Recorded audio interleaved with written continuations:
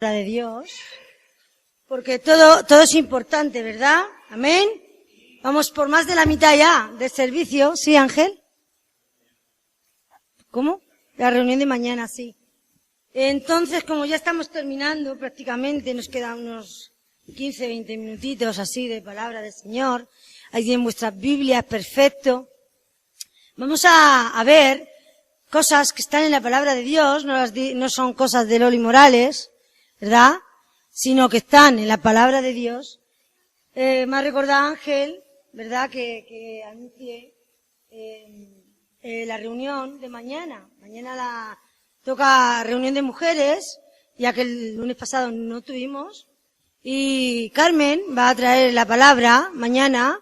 ¿Estás preparada, Carmen? Amén. Ella está preparada, seguro que la ha preparado con mucho cariño y con mucho esmero. Y nosotros pues vamos a venir a aprender, ¿verdad? Porque de eso se trata. Las reuniones de mujeres se trata de aprender unas de otras. Si esto es así, aquí nadie pone la palabra a una sola persona y los demás solo escuchan. Aquí podemos participar todas. Yo ya lo he dicho muchas veces en las reuniones, si alguien se quiere apuntar a la hora de exponer una palabra, algo que le haya llamado la atención especialmente. No hay que ser un teólogo ni nada de esto para poder exponer, para compartir algo que la palabra de Dios te haya tocado. La palabra de Dios cuando la leemos siempre nos toca y nos abre el entendimiento. Por eso Carmen va a participar mañana, y yo doy gloria a Dios. Gloria a Dios, ¿por qué? Porque estéis aquí. Y porque os amo, y por muchos años os amo ya. Os conozco. Y estoy muy contenta por Josefa, porque Josefa es la que le sigue a Carmen, en cuanto a lo de las mujeres. Así que prepárate, Josefa, que vas tú la siguiente. Ella dijo, yo le pregunté, sí, muy bien. Gloria a Dios, porque ella está viniendo muy poco tiempo, sin embargo, ahí está una mujer de valor, una mujer decidida.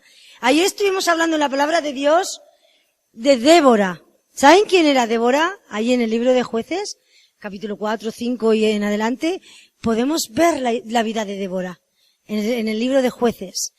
Pero no este no es el estudio. Y hablaba de en un mundo de hombres, donde ahí la mujer no tenía ningún valor. Esa mujer hizo de todo. Fue poeta, fue profetisa, ella fue la que capitaneó las tropas del ejército para ir a la guerra, para conquistar la tierra de Canaán, la tierra prometida. En fin, una mujer valerosa donde las haya. Y a mí, Josefa me recuerda a ella. Ella es así, ella la veo yo. Y gloria a Dios por su vida. Porque estoy muy contenta de teneros aquí a todos, ¿verdad? Y que podamos participar y aprender unas de las otras, sobre todo compartimos todas traemos un poquito, ¿verdad?, de algo, y ahí le ponemos la mesa, una hermosa mesa, y ahí podemos merendar juntas y compartir muchas cosas que tenemos en nuestro corazón, que a lo mejor delante de un hombre no la podríamos hacer. No es que nosotras seamos feministas y por eso solo hacemos reuniones de mujeres. No es eso, es para poder tener más intimidad, más a la hora de si tenemos algo que compartir con una amiga, con una hermana. Amén, esa es realmente la razón por la que nos reunimos como hermanas y amigas en Cristo Jesús. Bueno, la palabra de Dios nos enseña desde el principio, en Génesis, cómo Dios creó el cielo y la tierra. Para todos los que estamos aquí, yo creo, es conocido los principios del cielo y de la tierra y del ser humano. ¿Cómo se llamaba el primer hombre? Adán. ¿Y la mujer? Bueno, ellos son los padres de toda la humanidad. La Biblia nos lo enseña. El Señor dice que los formó. Y Dios, fíjense qué cosa más bonita. Dios hizo barro en la tierra, y así como cuando éramos niños, y jugamos con plastilina o con arcilla, ¿verdad?, que hacemos una forma de... Yo me acuerdo que en la escuela me ponía a hacer ceniceros, y venga cenicero. Para el Día del Padre, un cenicero, de arcilla. Y yo creo que mi padre tenía, pues yo no sé, éramos 9 hermanos, imagínense. los ceniceros que podía tener mi padre, hechos por nosotros mismos, pero ese era un especial tesoro de mi padre, porque se lo habían hecho sus hijos, con sus manos. Pues bueno, Dios cogió, hizo barro de la tierra y formó al hombre. Y le dio forma. Y luego cuando le dio forma, ¿qué hizo? Le sopló el espíritu de vida. A esa forma inerte, a esa forma que le había hecho él de barro, él le dio vida. Pero es más, Dios hizo al hombre con el propósito de que el hombre estuviese siempre con él y tuviese una comunión íntima con él. No íntima de intimidad de esposo y esposa, una amistad profunda, ¿verdad? Eso era lo que Dios más anhelaba, tener un amigo. Y dice la palabra de Dios que Dios paseaba por el Edén con Adán y hablaban, charlaban por la mañana, como dos buenos amigos. Y el hombre, Dios le dio al hombre la libre capacidad de decidir por sí mismo, lo que es lo mismo, el libre albedrío. Sabemos lo que es, ¿no? Bueno, Dios hizo los ángeles, y los ángeles solo obedecen la voz de Dios. Los que no la obedecieron cayeron mal, que fueron los que se fueron con Satanás. Pero los ángeles son seres que Dios manda aquí y van, que Dios manda allí y van, y le obedecen sin más. Pero el ser humano, Dios le dio la capacidad de decidir. ¿Qué tenía que decidir? Bueno, escoger el buen camino o escoger el mal camino.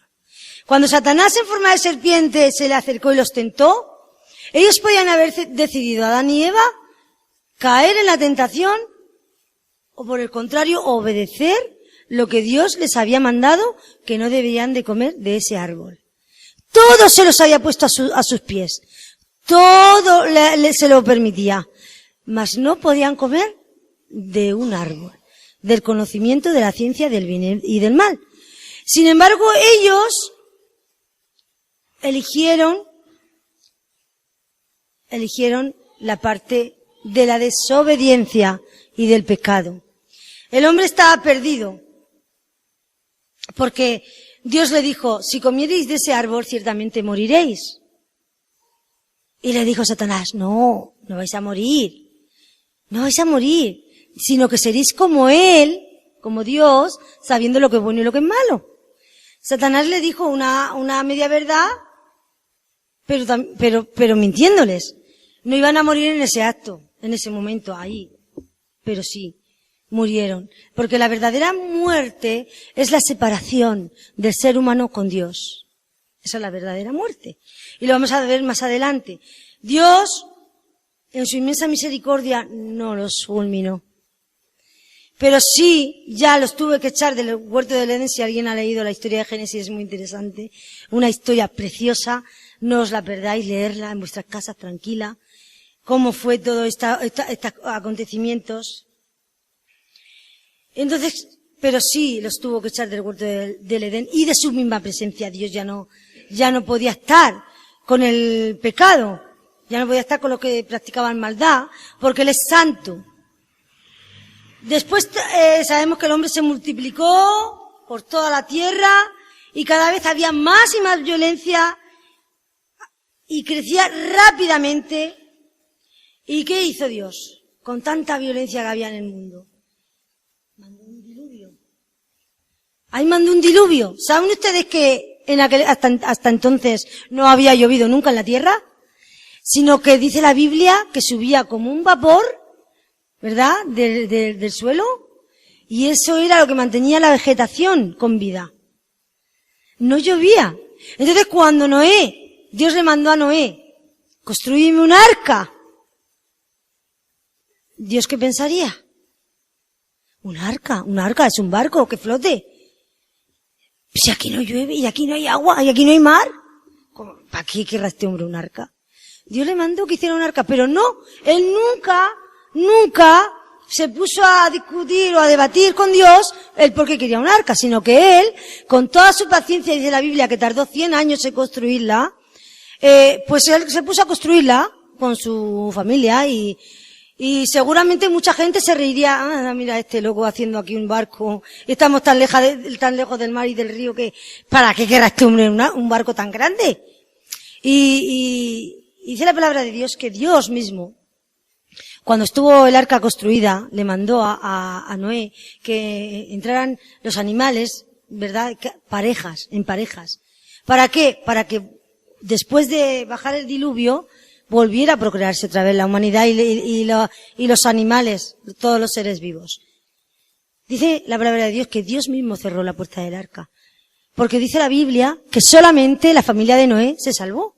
De humanos, de seres humanos. Solamente la familia de Noé. ¿Y por qué creemos que Dios fue el que cerró la puerta del arca y no le dejó a Noé que la cerrara? Porque seguramente allí habría muchos familiares, muchos amigos íntimos, mucha gente que ellos amaban, ¿verdad? Y que al verlos como el agua crecía y está exterminando toda la tierra, ellos hubiesen querido ayudar y salvar a más de uno. Pero cuando Dios da una orden, la da. Y Dios está en el propósito de Dios que solamente la familia de Noé se salvara, porque era al único que había visto justo dentro del propósito de Dios a Noé. Nada más a Noé. En toda la humanidad solo vio a Noé justo, fíjense. Y fue el único que le dio la oportunidad de vivir y de procrear otra vez la tierra. Y Dios eligió a una nación después, cuando se volvió otra vez a llenar la tierra de gente. La nación, ¿quién lo sabe? La nación de los israelitas, ¿verdad? Los judíos. El pueblo judío, el pueblo de Israel. Y dice que Dios seguía viendo tanta maldad hasta el pueblo judío, si vemos en Éxodo, del libro que le sigue a Génesis, y Deuteronomio, todos estos primeros 5 libros de la Biblia son hermosos, porque te cuentan la historia y la presencia misma de Dios ayudándoles en todo. Dios mismo ahí, cuidándolos, protegiéndolos, dándoles de comer maná en el desierto, sacándoles agua de una peña, o sea, abriéndoles el mar rojo para que pasaran en seco.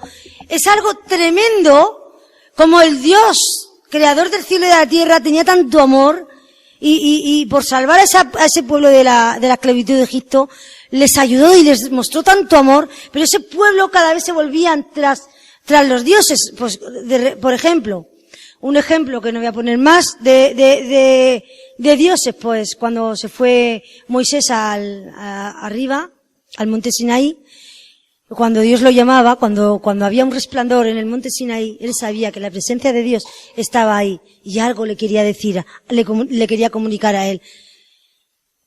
Y él subía al monte Sinaí a estar hablando con él. De hecho, Moisés escribió los 5 primeros libros de la Biblia porque los escuchó de la propia boca de Dios, ¿vale? Dios le contó todo lo que, la historia.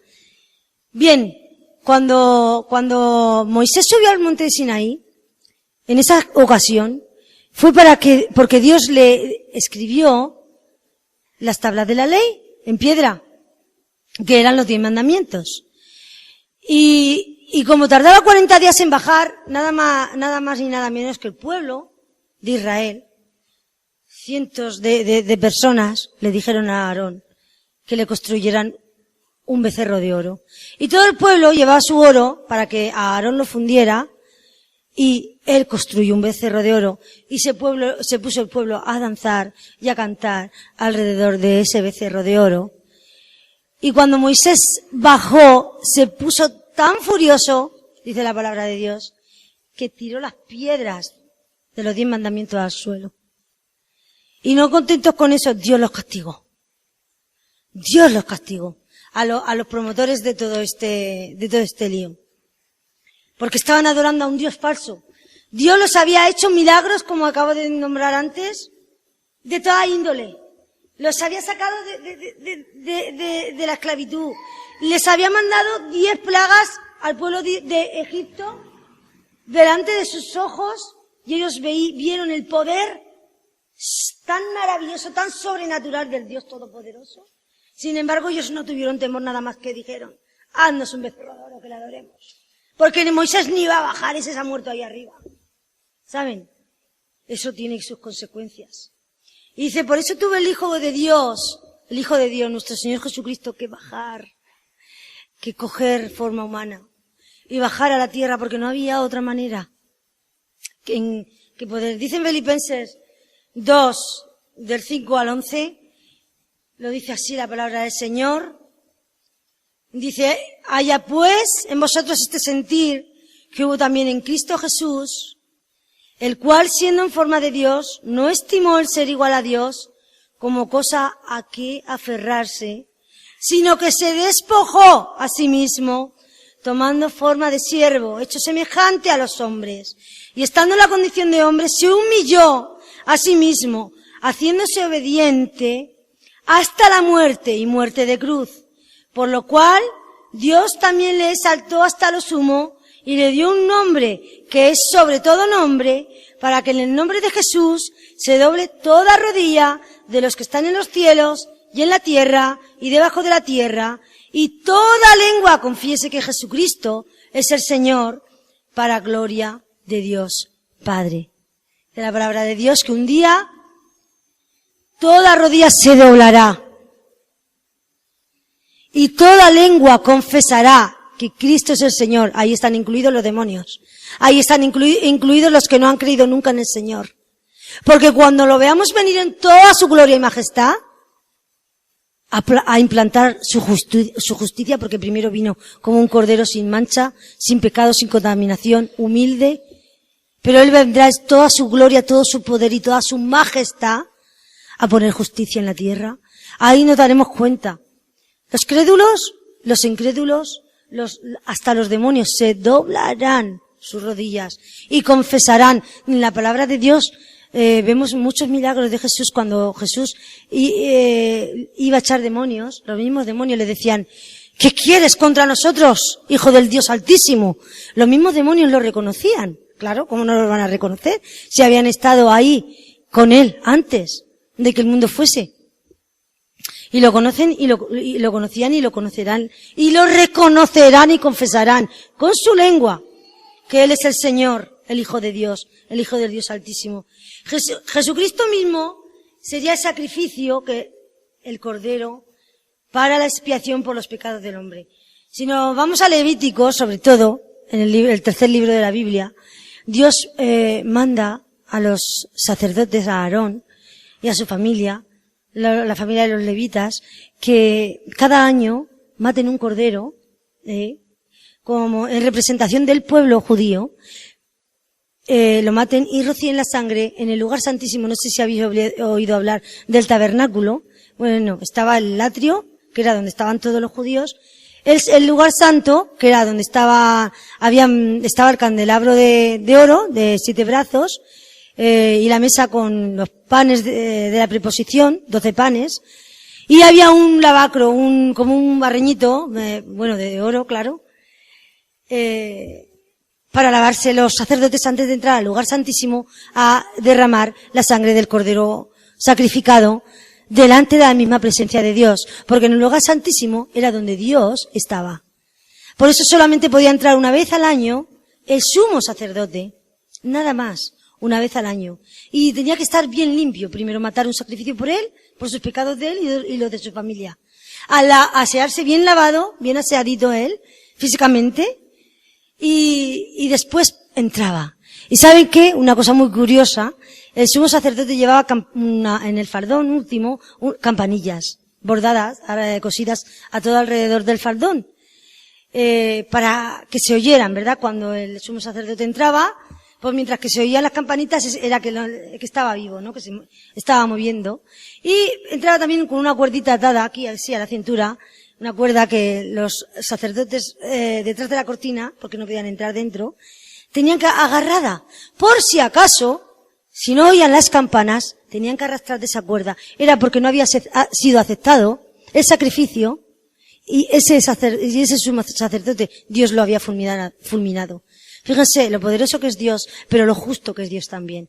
Por eso dice la palabra de Dios que no puede haber un hombre pecador delante de su presencia. Porque Dios es misericordioso. Pero no olvidemos una cosa, también es justo. También es justo. Y así de igual de poderosa su justicia y su amor, igual de poderosa su justicia. Jesucristo mostrando su amor, siempre dando oportunidad. Es como una mamá. Hijito, no hagas eso, que mira que te va a venir el castigo. Y el hijito va y lo hace. Y venga, va, levántate otra vez en su amor y su misericordia. ¿Cuántas veces no le hemos pasado a los hijos cosas? ¿Verdad? Todas somos mamás aquí. Yo creo que le hemos perdonado muchas cosas. Y nunca han llevado a recibir el castigo que a lo mejor sí se merecían. Venga, vale, no pasa nada. Pero no vuelvas a hacer más, Pero vuelven otra vez. Y hasta que al final, ¡pum!, tienen su castigo. O bien su palo o bien un castigo X el que cada madre le haya dado, ¿no? O le dé. Jesús nos dio muchas oportunidades. Y hoy en día todavía se llama el tiempo de la gracia, porque todavía nos está dando oportunidades. ¿Sabe por qué tenemos todavía oportunidades? Porque estamos en vida. Cuando ya estemos muertos ya no vamos a tener oportunidad ninguna. Jesucristo dejó los cielos para nacer en un establo. Fíjese, en un establo es un lugar humilde, ¿verdad? Una virgen fue elegida para traer a Dios en forma humana. Su nombre era María. El Espíritu Santo vino sobre ella y concibió. Cuando nació este santo niño fue llamado Jesús, como el ángel Gabriel le dijo a María que debía de llamarlo, que quiere decir el Salvador. Pero dice la palabra de Dios en Juan 1:10, en el mundo estaba y el mundo por él fue hecho, pero el mundo no le conoció. Es triste, hermanos, que sus propias criaturas, el ser humano que él con tanto amor creó, no lo reconoció. Hoy por hoy, todavía los judíos están esperando al Mesías, al Salvador, porque ellos no creen que Jesucristo fuera el Mesías. Sin embargo, hay una secta judía que dice que en el 2013 es cuando va a venir Jesucristo. Pero la Biblia no habla de eso, no dice fechas. Aparte que ellos creen que va a venir por primera vez. Y cuando Jesucristo venga, ya vendrá la segunda vez en su gloria y en su poder. Porque él ya vino y se dejó matar. Pero ellos no han creído en él. El Señor Jesús creció en estatura y gracia delante de Dios y de los hombres. Y él enseñaba a la gente a amarse, a ayudarse. Él hizo muchos milagros en la tierra cuando él vivía. Sanó enfermos, eso está en los evangelios. Sanó enfermos, perdonó pecados, dio de comer al hambriento. Se acercó a las mujeres que en ese momento no eran valoradas, sin embargo un hombre, como él era, se acercó a la samaritana, por ejemplo, en el Evangelio de Juan, capítulo 4. Y le dio su lugar a la mujer, porque Jesús vino a poner igualdad entre el hombre y la mujer. Y el hombre ya no es más que la mujer, ni la mujer es más que el hombre. Nos vino a poner en la misma posición. Somos iguales delante del Señor. Dice la palabra de Dios en Lucas 10:27, porque como Él es quien es, y Él es el que se lo merece todo, dice la palabra de Dios. Aquel, respondiendo, dijo, amarás al Señor, tu Dios, ¿qué dice la palabra? Con todo tu corazón, con toda tu alma y con todas tus fuerzas y con toda tu mente y a tu prójimo como a ti mismo. Hermanos, qué hermosa palabra.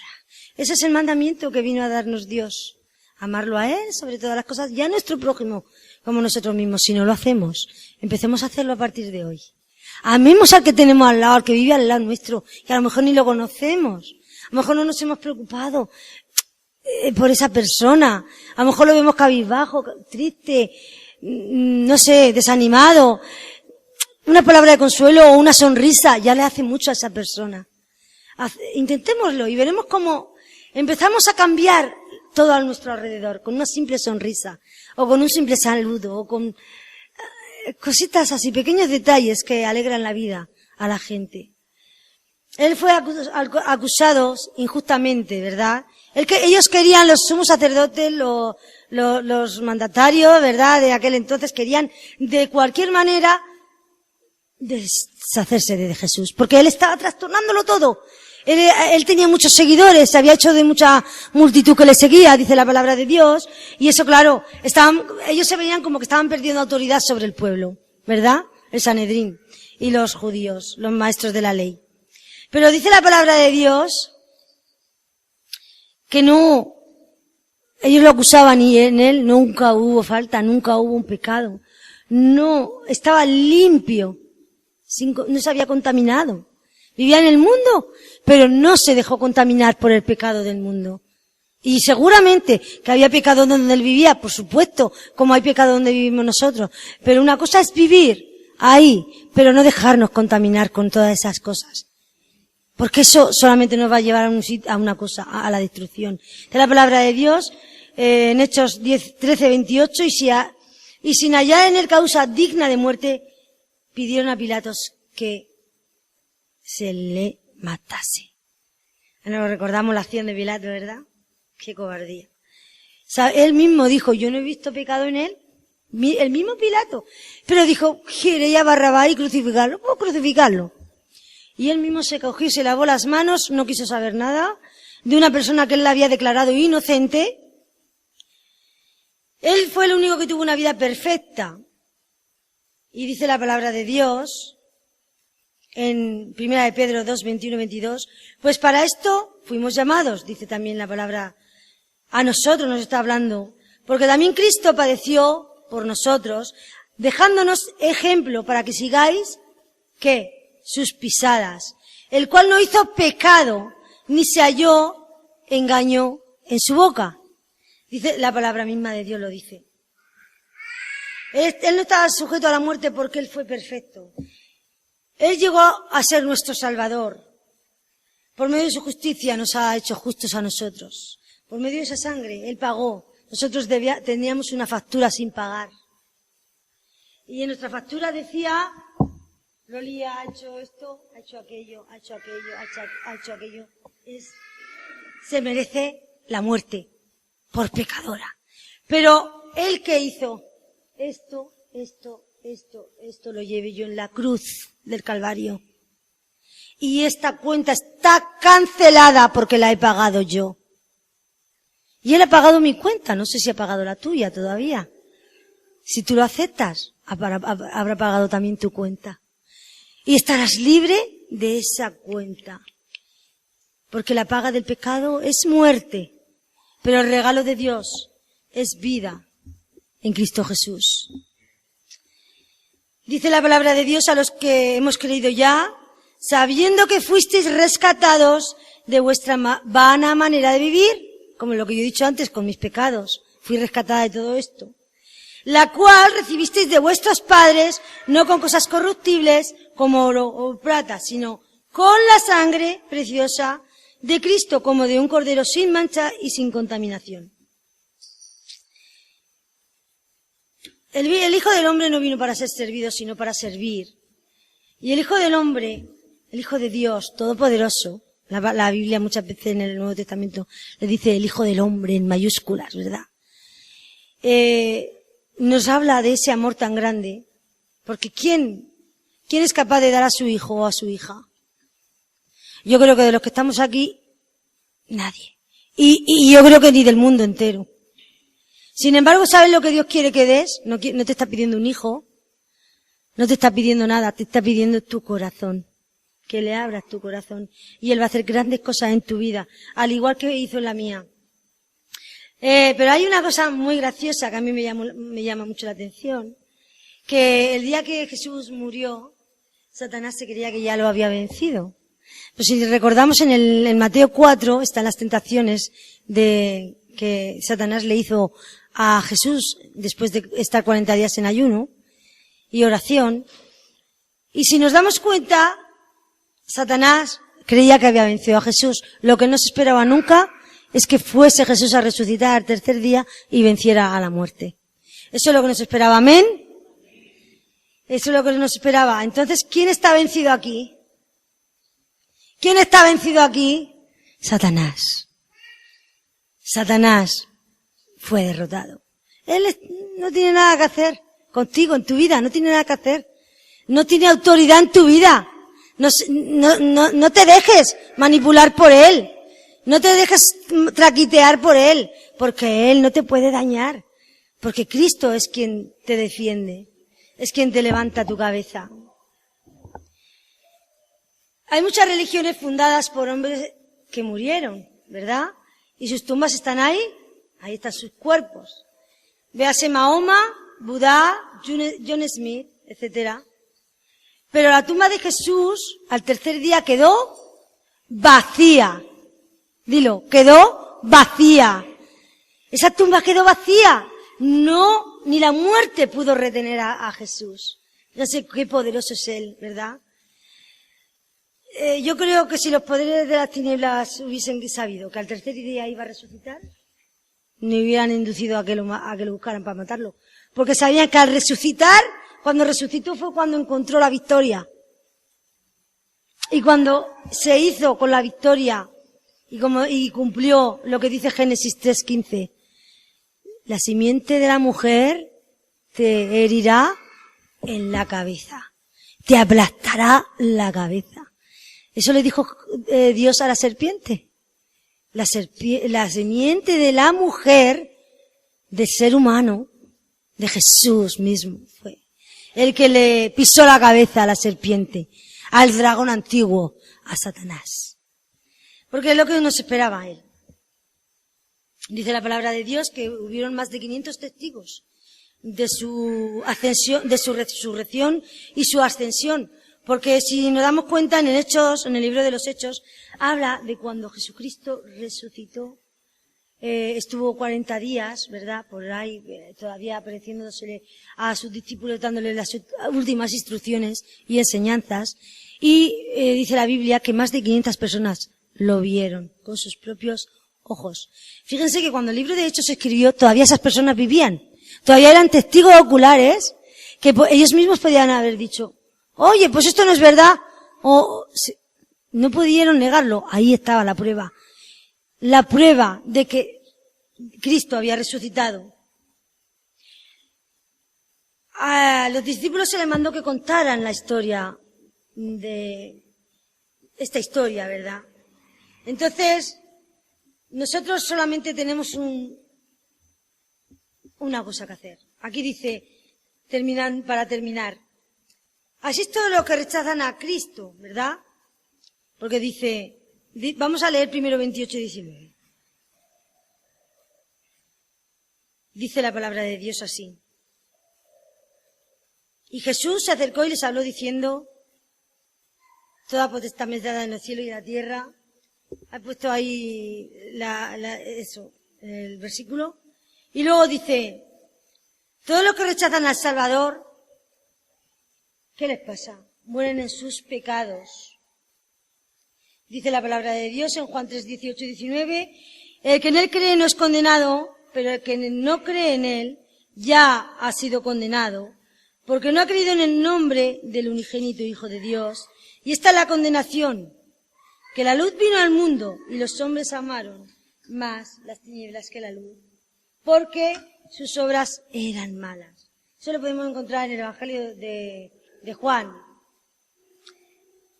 Ellos serán declarados culpables. Para terminar, vamos a leer 2 versículos más y terminamos, por el Señor Jesucristo mismo. Dice el Apocalipsis 20:11. ¿Qué dice la palabra de Dios ahí? Y vi un gran trono blanco, y al que estaba sentado en él, de delante del cual huyeron la tierra y el cielo, y ni un lugar se encontró para ellos. Y vi a los muertos, grandes y pequeños, de pie ante Dios, y los libros fueron abiertos, y otro libro fue abierto, el cual es el libro de la vida, y fueron juzgados los muertos por las cosas que estaban escritas en los libros, según sus obras. Y el mar entregó los muertos que había en él, y la muerte y el Hades entregaron los muertos que había en ellos, y fueron juzgados cada uno según sus obras. Y la muerte y el Hades fueron lanzados al lago de fuego. Esta es la muerte segunda. Y el que no se halló inscrito en el libro de la vida fue lanzado al lago de fuego, hecho para el demonio, Satanás y sus ángeles. Dios no quería que el hombre se perdiera. Ese lago de fuego Él lo hizo porque Satanás y sus ángeles se le rebelaron a Dios. Y ese era el final, ese era el castigo que Satanás se merecía. Pero viendo que la raza humana se vuelve y aceptan más seguir los caminos de Satanás que de Dios, Dios, lamentándolo mucho, no condena a nadie, sino que el propio ser humano se condena. Y el último versículo que vamos a leer, para terminar, dice la palabra de Dios, en Apocalipsis 21:8. Y ahí terminamos. Pero los cobardes e incrédulos, los abominables y homicidas, los fornicarios y hechiceros, los idólatras y todos los mentirosos tendrán su parte en el lago que arde con fuego y azufre, que es la muerte segunda. Entonces dirán también a los de la izquierda, nuestro Señor Jesús cuando esté ahí juzgando, apartaos de mí, malditos, al fuego eterno preparado para el diablo y sus ángeles, como hemos leído también. Solamente una pregunta. Solamente yo quiero hacer una pregunta. Nada más. Hay dos caminos. Solamente está en ti. ¿Qué camino decides? Si decides el camino que decidieron Adán y Eva, desobedecer a Dios, hacer tu propia voluntad, vivir tu vida a tu manera, tomar tus propias decisiones, o si sigues el camino que Dios quiere que sigas, el camino del Espíritu, el camino de la vida y de la verdad. Solamente te quería preguntar esas cosas. Yo le voy a pedir a Ángel que ore.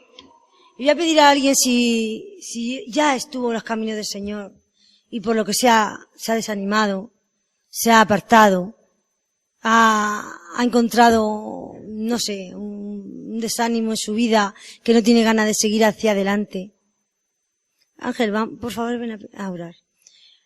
Puede levantar su mano y oraremos específicamente, tanto ahora como en nuestras oraciones diarias, tanto como en los desayunos de oración. Y si alguien quiere aceptar al Señor Jesús en su corazón, y no es nada malo, es decir, yo creo en el Señor Jesucristo, yo acepto al Señor Jesús en mi corazón, en mi vida, y yo me arrepiento de todos mis pecados, y quiero que el Señor me perdone. Solamente es sencillo esa confesión de fe. Si lo queréis hacer, estáis a tiempo. Si ahora queréis dar el paso definitivo, el paso que va a cambiar vuestra vida, pero para mejor, os lo aseguro. Ahora estáis a tiempo. Si no, podéis hablar con Ángel o conmigo a solas.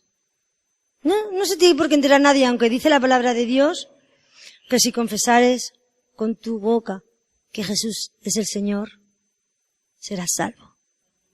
Porque con el corazón se cree para justicia con Dios, pero con la boca se confiesa para salvación. Entonces es bueno confesar nuestra fe en el Señor. Es bueno. ¿Por qué nos vamos a avergonzar de creer en el Señor Jesús? Si Él fue el que nos creó y el que fundó el mundo y todo lo que hay en Él. Por lo cual estamos disfrutando. O no disfrutamos de la naturaleza, de la playa, de las aguas salinas, o del barrito que nos echamos así para que nos quite los dolores del cuerpo, y del valle perdido. ¿Acaso no disfrutamos de todo lo creado por Dios? Y nosotros mismos somos la creación más excelente de Dios. Saben que tú eres único. Tú eres única, único y única para el Señor. No hay nadie como tú. No hay nadie como tú. Y dice la palabra de Dios que ni un solo cabello te será caído sin su consentimiento. Fíjese si Él tiene el control de todo. Solamente deciros eso. Vamos a orar para terminar.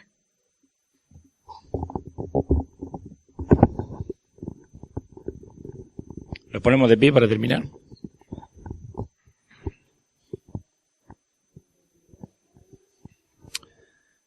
El que no pueda, que no pasa nada. Oremos. Padre amado y santo, Señor, te damos gracias, Padre, por este tiempo que hemos estado en tu presencia, Padre. Tu palabra ha sido expuesta, tus alabanzas también, el servicio a la Santa Cena. Todo ha sido hecho bajo tu voluntad, Padre. Te pedimos que salgamos diferente a como hemos entrado.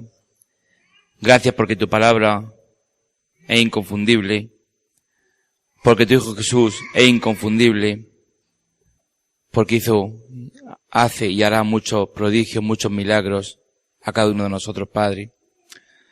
Por eso lo que estamos aquí en esta noche, te queremos dar gracias, te queremos decir que te amamos, que te necesitamos, que queremos caminar contigo cada día, que tú vayas delante abriéndonos camino, que podamos confiar plenamente en ti, que seas nuestro consejero, nuestro amigo fiel, el que se acuesta con nosotros, se levanta con nosotros, allá donde vayamos que vas con nosotros.